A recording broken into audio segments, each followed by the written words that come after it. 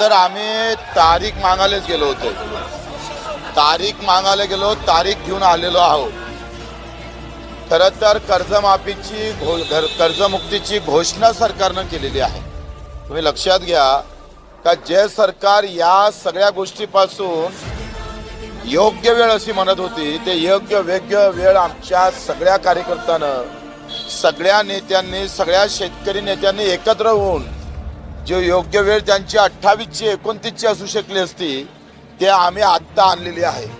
हे सगळ्यात मोठं यश आहे. सरकार नेहमीच सांगत होतंय का कधी कधी सुरुवातीला जर आम्ही पाहिलं तर आम्ही कर्जमाफीचं बोललोच नाही असे अजितदादा म्हणायचे. आम्ही कुठे बोललोय? देवेंद्रजी म्हणे का आम्ही 5 वर्षाचं आश्वासन दिलेलं आहे, 5 वर्षात कधीही करू. आता या आंदोलनाचा सिलसिला